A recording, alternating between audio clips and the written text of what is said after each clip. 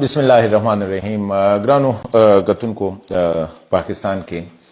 د یو دوه اهم واقعیات راغلي چې هغه ټوله سوشل میډیا یا جنرال میډیا باندې خو خیر دی یوه واقعیت ډیر زیات پروجیکشن ملاویږي بل خو بالکل خاموشي ده. د دوانو تعلق چې کوم دی د لا انفورسمنت ایجنسی سره دی. یو خو چې کوم دی سیویلین لا انفورسمنت ایجنسی پولیس د ساحیوال واقعیا ده چې په هغې کې د کاونټر ټیرر ډپارټمنټ چې کوم اهلکارو هغوی په یو موټر باندې چې په هغې کې ماشومان وو مور پلار وو هغه ډېر بې دردۍ سره قتل کړي. بیا هغه ماشومان چې کوم دی هغه ځای نه اوچت کړي یو بل ځای کې واچول. هغه خبر او بل دې سره سم چې کوم دی په شمالي وزیرستان کې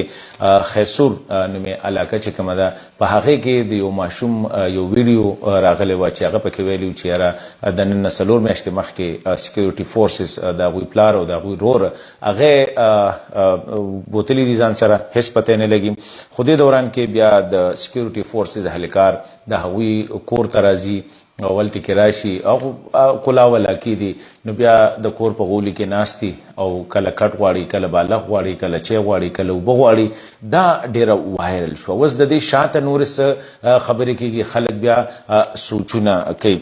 زه دا خبره کوم د دې نه پس که تاسو کتل د پښتون تحفظ مومنټ چې کوم دی په شمالي وزیرستان کې یو جلسه هم وکړله او په هغې کې د یوې هفتې ډیډلاین هم ورکړ چې یاره په دې هفته کې دننه پکار دي چې یاره د دې معاملې تحقیقات شو. دا ډېره پازیټیو خبره ده. زه دا وایم چې قبایلي سیمې د 1300 کالو راسې بلکې د 10 کالو راسې چې د کوم هغه مونږ چې توره تبه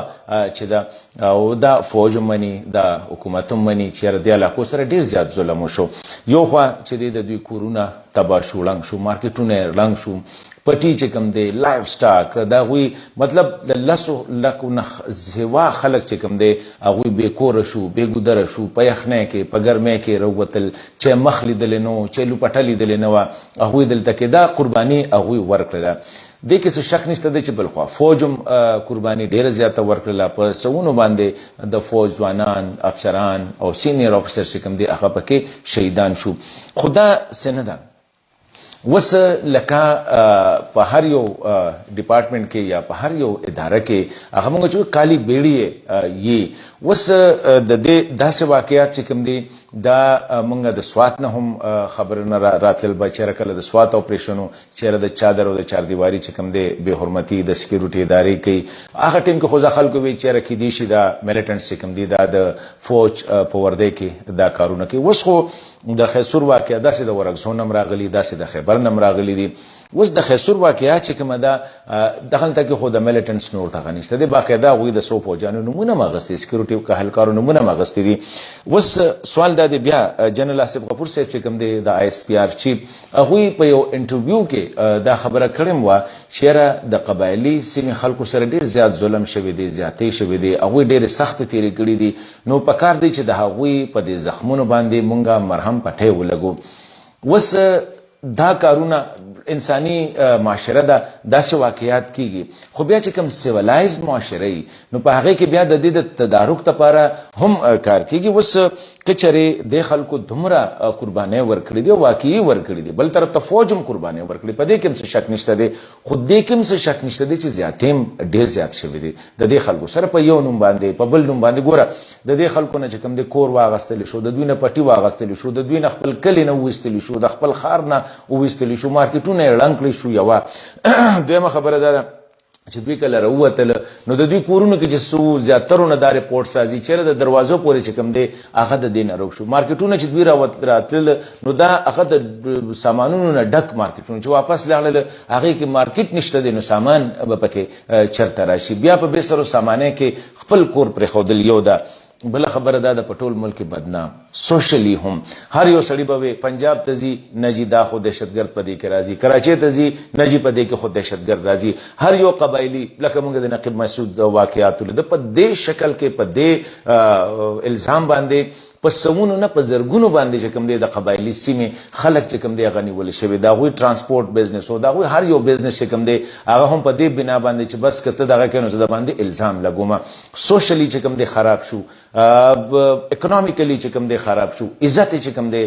خراب شو دا قربانۍ دوی ورکړلې. اوس هغه ورځ مفتی شکور صاحب د کوم چې ام ان ای د جی واي دغه شان محسن داول صاحب علي وزیر صاحب دوی دا خبره اوچته کړې ده په پارلیمنت کې اگر چې شهریار افریدي د خپل هغه پرو دغه سټایل کې ویلي دي چیرې لکه موږ به د دې تحقیقات کو خو زه دا ګڼم چې دې وخت کې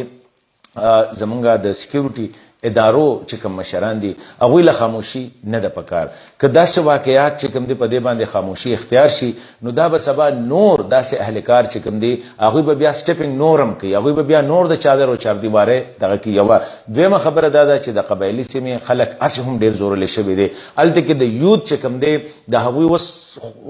ژبه اوس چلیږي او هغې کې د پی ټي ایم له ډېر لوی یو کردار دی پښتون ډایسپورا انټرنیشنل چې کوم دی هغه هم دا ایشوز اوچتوي نو په دې وخت کې دا د خزر په لباس کې چې کوم رهزن دي دا کالی بیړی چې کوم دي چې په ادارو کې دي دا ادارې بدنام کوي نو په دې کې حسب د بده خبره بني که د سکیورټي ادارو مشر مخې ته راشي او هغه ووایي که دا کار هر چا کړی دی او په هر دغه کې د دې به مونږه انویسټیګیشن کوو زه خو دا ګڼم چېرې په دې وخت کې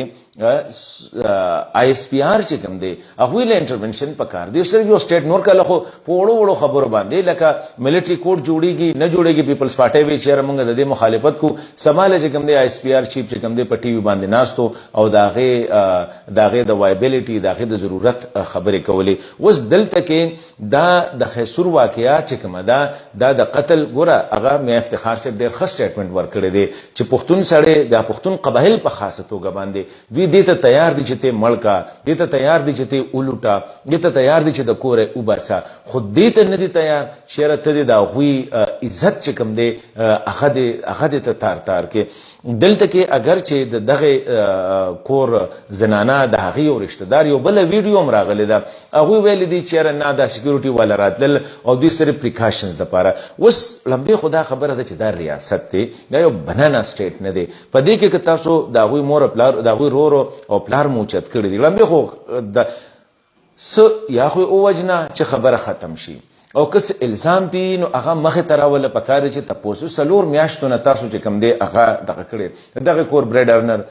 د سکیورټي ادارو په تحویل کې دي هغوی پیسو ګټلو والا نشته خوراک والا نشته د هغې چې کوم دی په کم حال کې به هغوی اوسي او سونے پہ سہاگا هغه بیا مونږ ګورو چې دلته کې داسې کارونه هم کیږي چېرې په هغې کې باقاعده توګه باندې چې کوم دی دا اهلکار چې دي دوی راځي او د هغې کورونو د هغې بېعزتي کیږي دغه اهلکار داسې هم شوي دي لکه زه به دا ووایم د شمالي وزیرستان د وزیرستان د چلغوزې فصل چې کوم دی دا د هغوی مین دغه هغه ته تاسو چې کوم دی دې ځل موږ وکتل هغه هم ته هغه بزنس د هغوی نشي کولی هغوی باندې تاسو د ګلګت بلتستان خلکو ته دا اجازت دی چې هغوی چین ته لاړ شي د کشمیر خلکو ته دا اجازت دی چې انډیا ته لاړ شي د انډیا ټرکونه راځي او هغه په مظفر آباد کې چې کوم دی انډیا ټرک راتلی شي هغه خیر دی خو قبایلي سیمې ته به چې کوم دی د افغانستان نه ټرک ځي او نه به راځي نو لمبې دا دی چې اکنامیکلی تاسو چې کوم دی هغه بالکل غرق مو کړل تباه مو کړل سوشلی مو تاسو دغه کړل عزتونه یې لاړل اوس په دې واقعه باندې که دا ښه خبره ده ښه خبره سوري نه ده چېرې د ساهیوال واقعه وشوله نو که هلته کې لا انفورسمنټ ایجنسیز د هغوی تپوس کیدی شي هغوی باندې جی آی ټي جوړی شي نو دا نور چې کوم دی دا ګنګا نهایې ہوئے نه دي چېرې دوی نشي کولی نو زه دا ګڼم چې دا وخت دی چې دواړه زمونږ سیاسي لیډرشپ زمونږ چې کوم دی د سکیورټي ادارو لیډرشپ هغوی له پکار دي چې په یو پیج باندې شي په دې حوالې سره او هر څوک دی که په دې کې سپایي ملوث دی که په دې کې افسر ملوث دی که په دې کې سیول لا انفورسمنٹ ایجنسیز والا ملوث دي چې څوک ملوث دی چې دا خلک پاکستان بدنامي دا خلک چې کوم دی پاکستانیان بدنامي او دا خلک چې کوم دی د وړو وړو څیزونه که چا د دغه ځای نه لرګۍ وړی دی که د چا د دغه ځای نه چلغوزي په دغه باندې په ځمکو باندې قبضې کړي دي که د چا د دغه ځای د دې خلکو سره نو زه دا ګڼم چې دا اوس وخت دی خدای دپاره د دې خلکو باندې چې کوم دی اوس دا نور ظلمونه چې کوم دی دا بندول پکار دي ریاست پاکستان له پکار دي چې د دوی دا معاشي کم قتل شوی دی د دې ریسټوریشنو کې د هغوی چې سماجي کم